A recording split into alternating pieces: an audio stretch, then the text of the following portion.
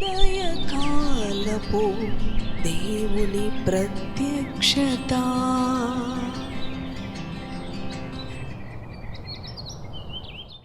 Praise the lord, హల్లెలూయా. ప్రభునందు ప్రియ దేవుని బిడలారా, ప్రభు యొక్క అత్యంత కృపను బట్టి మరి ఒక ఉదయకాల దేవుని ప్రత్యక్షపు వాక్కులోనికి వచ్చి ఉన్నాము. ఆయన వాక్కు మన జీవితాలకు ఎంతో శక్తిని కలుగచేస్తూ ఉన్నది. అవును ప్రియ దేవుని బిడలారా, ప్రతి ఉదయం కూడా మన దినచర్యను ఆయన వాక్కుతో, ఆయన సన్నిధితో ప్రారంభించినప్పుడు ఎంతో గొప్ప శక్తి, సమాధానం మనకి లభిస్తాయి.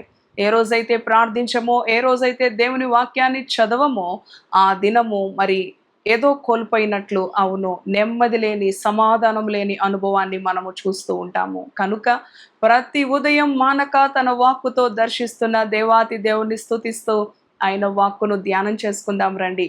దేవుని వాక్కు ధ్యానించుటలో మనకి ధైర్యం లభిస్తూ ఉన్నది, నెమ్మది లభిస్తూ ఉన్నది. పరిశుద్ధ గ్రంథంలో లూకా సువార్త 17వ అధ్యాయం 16వ వచనమును ధ్యానం చేసుకుందాం.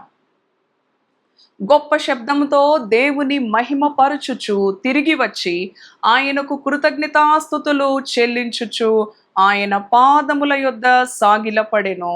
వాడు సమరయుడు. హల్లెలూయా, దేవునికి స్తోత్రం. సమరయుడైన ఒక అన్యుడు, అవిశ్వాసి. అతను ఒక గొప్ప విశ్వాసి కూడా కాదు ప్రియ దేవుని బిడలారా.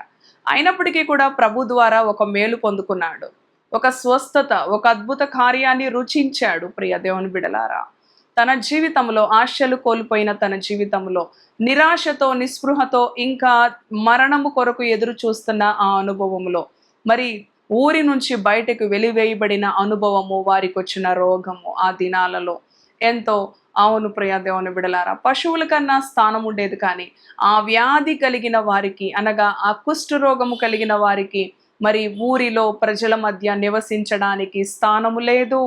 అలాంటి హీన దశలో, అలాంటి నీచ దశలో వారి జీవితాలు మరణము కొరకు ఎదురు చూస్తూ ఉండగా, యేసు ప్రభువుని వారు చూచినప్పుడు, యేసు ప్రభు గురించి వారు వినినప్పుడు, వారి జీవితాలలో బ్రతకాలన్న ఆశ కలిగినది, ఆశ చిగురించినది.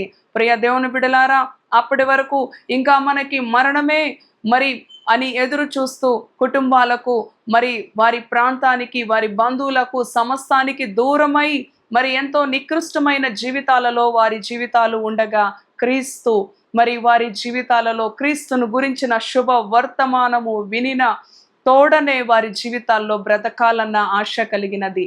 మరలా జీవించాలి, మరలా ఆరోగ్యాన్ని పొందుకోవాలి.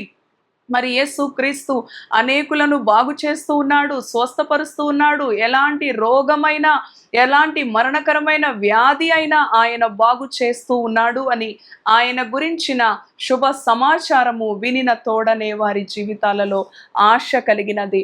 మరి యేసు ఆ మార్గాన పోతూ ఉండగా, అవును ప్రియ దేవుని బిడలారా, 10 మంది కుష్ఠరోగులు కలిసి వచ్చారు. మరి అవును ప్రియ దేవుని బిడలారా, అంటూ ఉన్నారు, దావీదు కుమారుడా, మమ్ములను కరుణించవా, మమ్ములను స్వస్థపరచవా. అవును, మన జీవితాల్లో కూడా ఎన్నో మరి పరిస్థితులను బట్టి ఆశలు కోల్పోయినప్పుడు యేసయ్య గురించిన మాటతో, ప్రతి ఉదయం యేసయ్య గురించిన ధ్యానముతో మరలా మన జీవితాలలో ఆశలను ఆయన చిగురింపచేస్తా ఉన్నాడు. ఎందుకు చింతిస్తున్నావు? ఎందుకు కృంగిపోతున్నావు? ఇంకా ఈ జీవితము చాలు అని ఎందుకు అనుకుంటున్నావు? నేను లేనా? నిన్ను సృష్టించిన వాడను, నిన్ను బాగు చేసేవాడను. నీ రోగములను బట్టి, నీ వ్యసనములను బట్టి నేను నలుగుకొట్టబడ్డాను కదా. అవును ప్రియ దేవుని బిడ్డ, మన రోగముల కొరకు, మన యొక్క అవును పాపముల కొరకు ఆయన బలి అయిన దేవుడుగా ఉన్నాడు.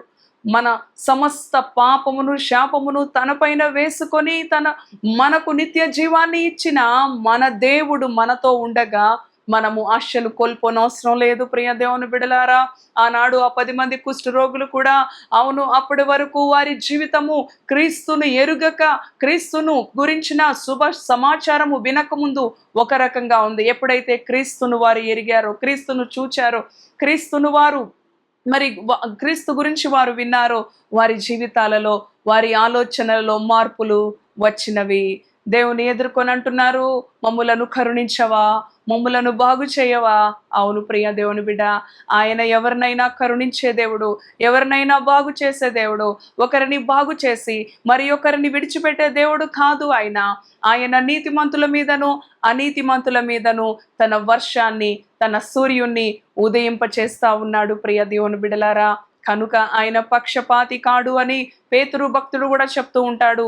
ఈ ఉదయకాలం ఈ మాటలు వింటున్న ప్రియ దేవుని బిడ్డ, నీవెవరివైనా సరే ఆయన నిన్ను ప్రేమిస్తా ఉన్నాడు.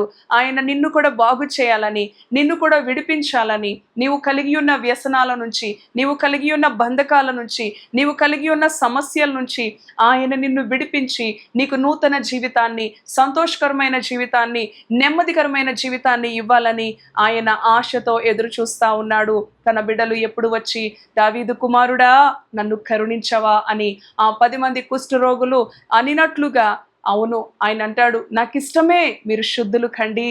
అవును ప్రియ దేవుని బిడ్డ, ఆయనకిష్టం తన బిడ్డలు శుద్ధులుగా, తన బిడ్డలు ఆరోగ్యంగా, తన బిడ్డలు సంతోషంగా, తన బిడ్డలు సమాధానంగా ఉండటం ఆయనకిష్టం. తన బిడ్డలు కన్నీరు కారుస్తూ విచారముతో, కృంగుదలతో కృషించిపోవుట ఆయనకిష్టము కాదు.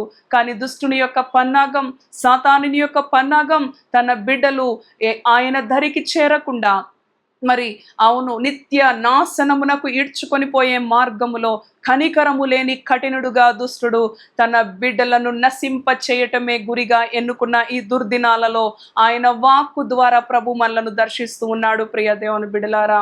అవును, ఆనాడు 10 మంది కుష్ఠరోగులు స్వస్థత నొందారు, కానీ మరి తిరిగి వచ్చినది ఒక సమరయుడు మాత్రమే, ఒక అన్యుడు మాత్రమే. అవును, మన జీవితాలలో కూడా ఆయన మన పాపపు కుష్టు నుంచి, పాపపు మరి అవును జీవితం నుంచి ఆయన మనలను శుద్ధులనుగా చేసినప్పుడు ఎంతమంది దేవునికి కృతజ్ఞత కలిగి మనం జీవిస్తా ఉన్నాం. ఒక అన్యుడైన సమరయుడు గొప్ప శబ్దముతో వచ్చి దేవుని స్తుతిస్తా ఉన్నాడు, దేవునికి కృతజ్ఞతలు తెలియచేస్తా ఉన్నాడు. ప్రియ దేవుని బిడలారా, చూడండి, వారు శరీర స్వస్థతను కోరారు, కానీ ఆత్మ స్వస్థత వారిలో లేదు. ప్రియ దేవుని బిడలారా, ఈ ఉదయ కాలము ఆత్మ స్వస్థత మనకి చాలా అవసరము. అవును, శరీర స్వస్థత అనేది మరి అది కొంత ఉపశమనము మాత్రమే. ఈ భూమి మీద జీవించినంత కాలము కూడా ఈ శరీరముతో ఏదో ఒక వ్యాధితో, ఏదో ఒక రోగముతో బాధపడవలసినదే. కానీ ఆత్మీయ స్వస్థత ప్రాముఖ్యము. అవును, అది నిత్యత్వములోనికి మనలను నడిపిస్తుంది, యుగయుగాలు మనలను జీవింప చేస్తా ఉంది. ప్రియ దేవుని బిడ్డ, ఆ 9 మంది ఆ శరీర స్వస్థతను కోరుకొని వెళ్ళిపోయారు. కృతజ్ఞత కలిగిన వారుగా తిరిగి రాలేదు వారు, ఎందుకంటే వారిలో ఆత్మీయ స్వస్థత లేదు కనుక. కానీ ఈ సమరయుడు, ఈ అన్యుడు గొప్ప శబ్దంతో వచ్చి సాగిలపడి దేవుని స్తుతిస్తా ఉన్నాడు. ఈ ఉదయ కాలము ప్రియ దేవుని బిడ్డ, నీవు కూడా దేవుని స్తుతించాలని, దేవునికి కృతజ్ఞతలు.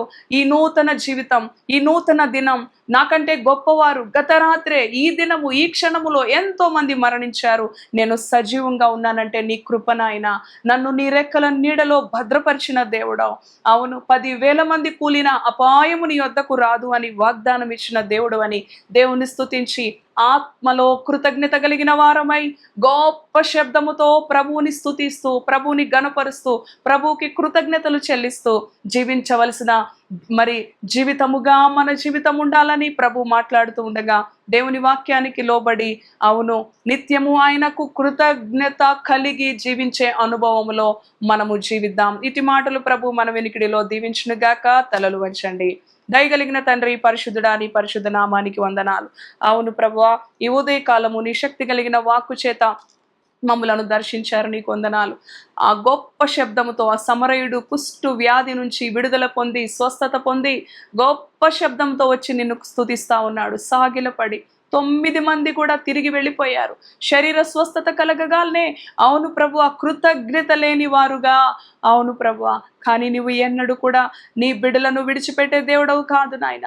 నీ బిడ్డలు మరలా నీ దగ్గరికి తిరిగి రావాలని, నీ చెంతకు చేరాలని, అవును ప్రభువా, ఎప్పటికీ కూడా నువ్వు ఎదురు చూస్తూ ఉండే దేవుడవు. ఈ ఉదయకాలం ఈ మాటలు విన్నా నీ బిడ్డలు వారి జీవితాల్లో ఆశలు కోల్పోయారేమో, వారి ఆశలను చిగురింపచేసే దేవుడవు అయా, వారి యొక్క జీవిత దినాలను పొడిగించే దేవుడవు, వారికి ఆయుష్ను అనుగ్రహించే దేవుడవు నాయన. దీర్ఘాయువు నీ వలన కలుగుతుంది ప్రభువా.